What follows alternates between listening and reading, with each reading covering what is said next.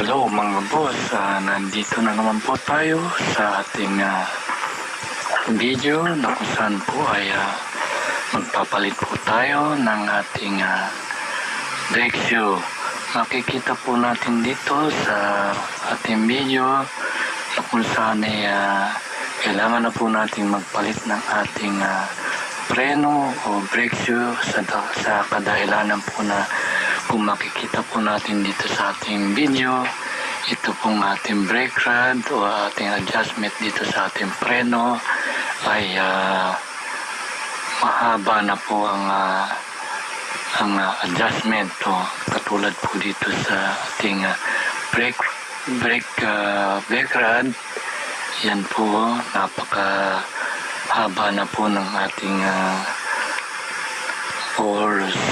almost sagad na po ang ating adjustment dito sa ating brake rod. So yan po ang indikasyon na medyo kung ating pong gagamitin ito at yung pong mapapansin ng ating brake pedal ay medyo malalim na po ang ating pagpedal, no? Hindi po tulad sa bago medyo mababaw. So ito po yung indikasyon na kailangan na po nating magpalit ng ating brake shoe. So yan po ang kung makita nyo ulit, no? Ang laki na po ng adjustment na gawa natin dito sa ating brake shoe. So almost manipis na po yung brake shoe natin dito. So bubuksan po natin ito at papakita po natin sa inyo kung ano po ang naging itsura po ng lumang brake shoe at dito po sa ating bagong brake shoe.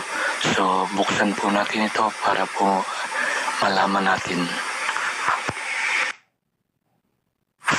So ito po mga boss, tulad po ng nasabi ko sa inyo ay atin po itong bubuksan at atin pong makikita dito sa lumang brake shoe talaga pong medyo may kanipisan na rin po, or sabihin natin napudpud na ng malalim na, no? Manipis na pala itong ating brake shoe. So kaya po yung ating brake rod ay napakalaki na po ng adjustment na nangyari. So ito po mga boss, ating pong makikita dito sa luma at dito sa ating bagong brake shoe. So yan po ang kaibahan talaga dito sa luma at bago, no? So talaga pong malaki na po ang nagamit natin, or manipis na talaga itong luma. So kumpara sa bago. At ito na nga po yung after natin na mapalitan ng ating brake shoe dito sa ating motorcycle na TMX 155 ay ito na po yung makikita natin dito sa ating brake rod, ano. Kung mapapansin ninyo, yung dati pong mahaba na yung ating clearance o adjustment dito sa ating brake rod ay ngayon po ay makikita nyo na halos wala na po kayong makitang sumobrang brake rod or thread dito sa ating adjustment dito sa likod ng ating brake arm, no. Ayan po yung talagang kakaiba dito or pagbabago dito sa ating pagpapalit ng ating brake shoe. So yan po yung itsura po ngayon ng ating tornilyo dito sa ating brake arm na halos talaga pong bagong-bago at wala pa pong anumang adjustment na nangyari dito sa ating brake rod, no. So dahil po sa bago ito, yan po ang ating mapapansin ngayon, no.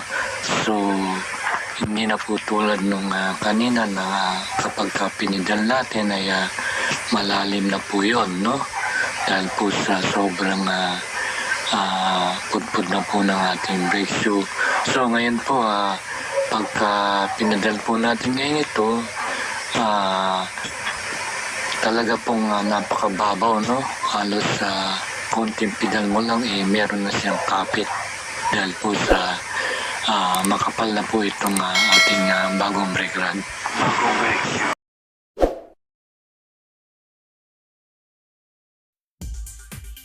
Sa mga nakapanood po nitong video ay ako po yung papasalamat sa inyo at sana po ay nakatulong ako sa inyo. Maraming salamat po.